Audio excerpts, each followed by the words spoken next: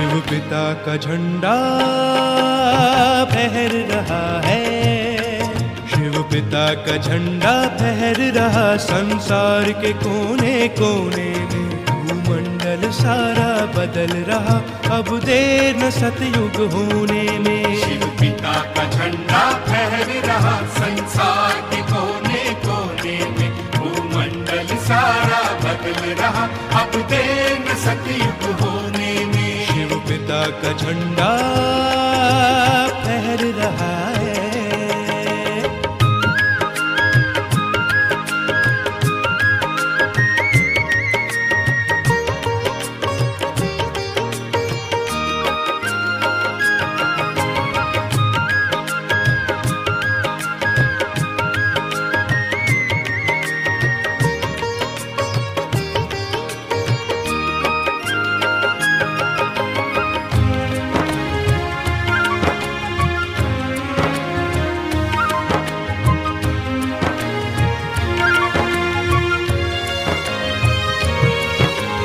रात घनेरी के आंचल से सुखद सवेरा झांक रहा, किंतु बड़ा नाजुक पल ये ऐसा परिवर्तन मांग रहा।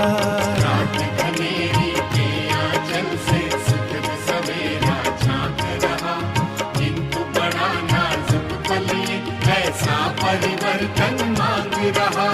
मन को बदलो मत लगे रहो,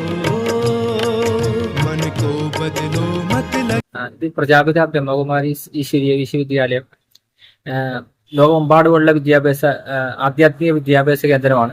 ഇതിന്റെ ഒരു ശാഖ ഇവിടെ ഉദയംപേരൂര് ആമേട ക്ഷേത്രവുമായിട്ട് ബന്ധപ്പെട്ട ഒരു സ്ഥിരമായ ഒരു ക്ഷേത്ര പ്രദർശനി സ്റ്റാള് അല്ലെങ്കിൽ ആധ്യാത്മിക മ്യൂസിയം ഈ ക്ഷേത്രങ്ങളിൽ വരുന്ന അല്ലെങ്കിൽ ഈ നാട്ടിലെ എല്ലാവർക്കും അറിയാത്തവർക്ക് അതിന്റെ ചുരുക്കത്തിൽ വിസ്തരിച്ചും നമുക്ക് എല്ലാവർക്കും ഇതിന്റെ പരിചയം കൊടുക്കാൻ വേണ്ടി തുറന്നിരിക്കുകയാണ്, സ്ഥിരമായിട്ട് തുറന്നിരിക്കുകയാണ്.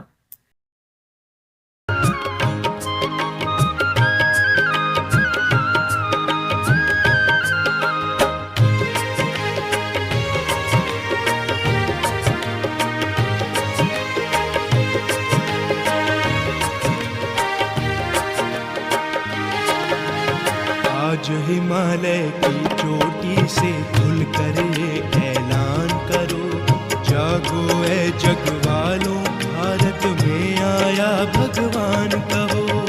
आज हिमालय की चोटी से खुलकर ये ऐलान करो, जागो ऐ जग वालों भारत में आया भगवान कहो।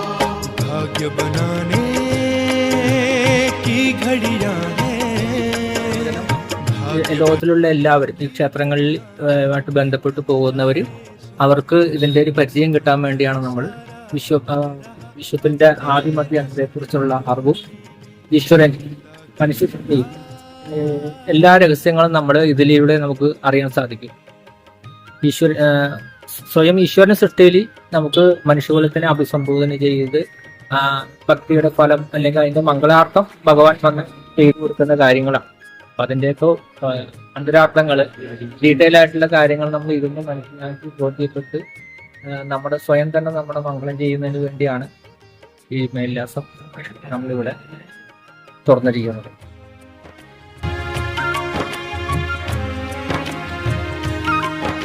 വർത്തമാന സമയം പ്രത്യേകിച്ച് ഭാരതം ഒപ്പം മുഴുവൻ ലോകത്തിന്റെ ഒരു ചിത്രമാണ് നമ്മൾ കൊടുത്തിരിക്കുന്നത്. അത് മനുഷ്യകുലം ഇന്ന് അവരിൽ പ്രവേശിച്ചിരിക്കുന്ന അല്ലെങ്കിൽ നിലവിൽ നമ്മൾ കൈകാര്യം ചെയ്തുകൊണ്ടിരിക്കുന്ന കാമക്രോധ ലോകമോഹ അഹങ്കാരങ്ങളിലൂടെയാണ് ലോകത്ത് ദുഃഖത്തിന് കാരണമായ കുടുംബങ്ങളിലായാലും ലോകമെമ്പാടുമുള്ള ആ ക്രൈം അല്ലെങ്കിൽ ആ വികാരങ്ങൾക്ക് അടിമപ്പെട്ട് മനുഷ്യർ ചെയ്യുന്ന പ്രശ്നങ്ങളും അതിന്മേൽ നമ്മൾ കയറുന്ന കൈകാര്യം പിടിവലി നടത്തിക്കൊണ്ടിരിക്കുകയാണ് അതൊന്നും മറികട കടക്കാനായിട്ട്. അപ്പൊ ഈ ഒരു 5 വികാരങ്ങൾ അല്ലെങ്കിൽ നമ്മളുടെ മോശമായ സ്വഭാവ സംസ്കാരങ്ങളെ അതിജീവിച്ച് വീണ്ടും നമ്മൾ സ്വയത്തിന്റെ നിജമായ അല്ലെങ്കിൽ റിയൽ ആയിട്ടുള്ള ആ ആത്മീയ ശക്തികളും ഗുണങ്ങളും സ്വഭാവങ്ങളും ആത്മാവിന്റെ അല്ലെങ്കിൽ നമ്മൾ ഓരോ ജീവാത്മാവിന്റെ സഹജമായ സ്വഭാവ സംസ്കാരങ്ങളിലേക്ക് കൊണ്ടുപോകാനാണ് നമ്മൾ ഈ വിദ്യാലയത്തിൽ പഠിക്കുന്നത്.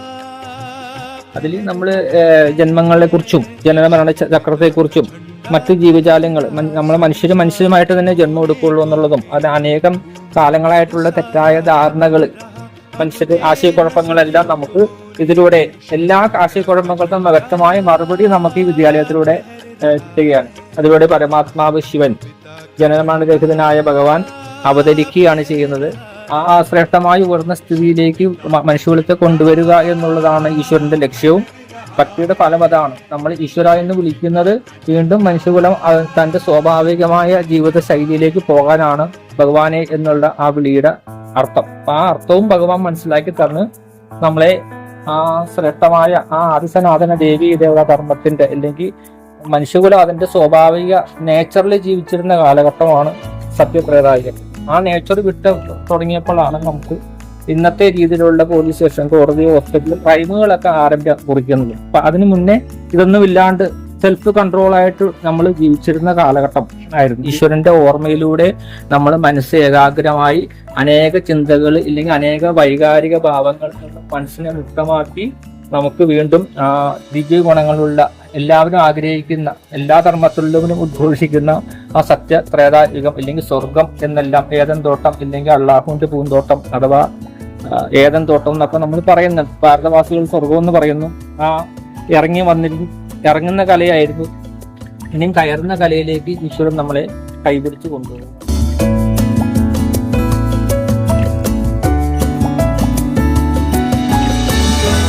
ഓരോ 5000 വർഷം കൂടുമ്പോൾ മനുഷ്യകുലം ഇങ്ങനെയുള്ള മൂല്യശോഷണത്തിലേക്ക് വരികയും വീണ്ടും കരകയറാനുള്ള ആണ് നമ്മൾ ഭക്തി ചെയ്യുന്നത്. ഇതെല്ലാം നമുക്ക് മനസ്സിലാക്കി തന്ന് നമ്മളുടെ ഓരോ മനുഷ്യരുടെ അന്തർലീനമായിരിക്കുന്ന ഈ ഗുണങ്ങൾ ഇന്ന് മങ്ങിയിരിക്കുകയാണ്. ഇത് ഫുൾ വോൾട്ടേജിൽ നമ്മളിൽ പ്രജ്വലിതമാകുമ്പോഴാണ് നമുക്ക് ശക്തിശാലിയായിട്ടുള്ള സന്തുഷ്ടമായിട്ടുള്ള ജീവിതം നമുക്ക് നിത്യജീവിതത്തിൽ ഉപയോഗിക്കാൻ പറ്റുള്ളൂ. സ്വയത്തെ നമ്മൾ കാര്യക്ഷമമായിട്ട് പ്രവർത്തിക്കാൻ പറ്റുള്ളൂ. നമ്മുടെ മനസ്സിൻ ബുദ്ധിയാണ് സ്വഭാവങ്ങളെല്ലാം. ഇതെല്ലാം നമ്മൾ ഇവിടെ മനസ്സിലാക്കുകയാണ്. എല്ലാവർക്കും പ്രവർത്തനങ്ങളിൽ പങ്കാളികളായി അവരവരുടേതായ മംഗളകരമായ ഭാഗം നമ്മൾ എടുക്കാനായിട്ട് വേണ്ടിയാണ് ഈ വിദ്യാലയം എല്ലായിടത്തും ഇങ്ങനെ ചിത്രപ്രദർശനങ്ങൾ